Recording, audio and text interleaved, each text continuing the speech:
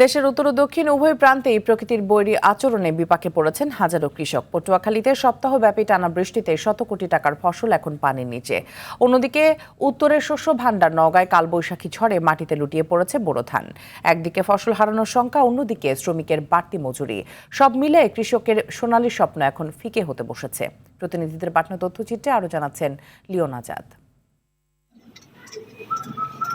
পটুয়াখালীর দিগন্তজোড়া মাঠ, যেখানে এখন থাকার কথা ছিল মুগ ডাল, চীনাবাদাম আর কাঁচা মরিচের ঘ্রাণ, কিন্তু গত 7 দিনের টানা বৃষ্টি সেই স্বপ্নকে ডুবিয়ে দিয়েছে অথই জলে। জেলার 75% গ্রীষ্মকালীন ফসলে এখন আক্রান্ত।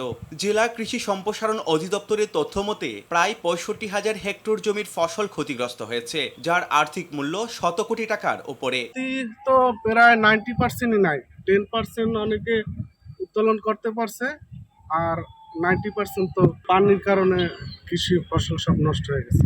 মুগ ডাল, প্লেন ডাল, তারপর এই যে মিষ্টি আলু, কোনোটাই নাই, সবই শেষ। অন্যদিকে দক্ষিণের এই হাহাকারের রেশ যেন পৌঁছেছে উত্তরের শস্য ভাণ্ডার নওগাঁয়। সেখানে বোরো ধানের বাম্পার ফলন হলেও কালবৈশাখীর ঝড়ে 70% ধান এখন মাটিতে লুটিয়ে পড়েছে। মাঠে জমে থাকা পানিতে ধান পচে যাওয়ার আশঙ্কার পাশাপাশি কৃষকের গলার কাটা হয়ে দাঁড়িয়েছে শ্রমিকের বাড়তি মজুরি। সার ও ডিজেলের উচ্চ মূল্যের পর এই বাড়তি খরচ মেটাতে হিমশিম খাচ্ছেন প্রান্তিক কৃষকরা। গত বছর আমরা কাটছি যে খরচে, তার থেকে আমাদের 1.5 গুণ খরচ বেশি হয়ে গেছে। ধান পড়ে যাওয়ার কারণে ধান কাটিয়ে আমরা আগাইতে পারতেছি না।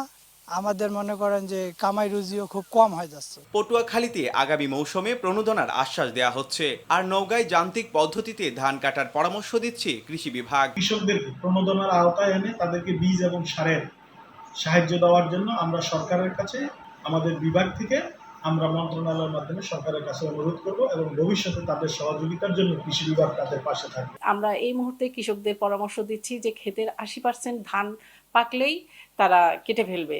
তারা যদি কোনো যান্ত্রিকীকরণের মাধ্যমে কাটতে চায়, তারা কৃষি অফিসে যোগাযোগ করলে কৃষি অফিস থেকেও সেই ব্যবস্থা করে দেওয়া হচ্ছে। প্রকৃতির সাথে যুদ্ধ করে বেঁচে থাকা এই কৃষকদের মুখে হাসি ফেরাতে দরকার দ্রুত সরকারি সহযোগিতা। দেশের অর্থনীতির চাকা সচল রাখতে এই দুর্দিনে কৃষকের পাশে দাঁড়াবে সরকার, এমনটাই প্রত্যাশা সকলের। Leon Azad, RTV।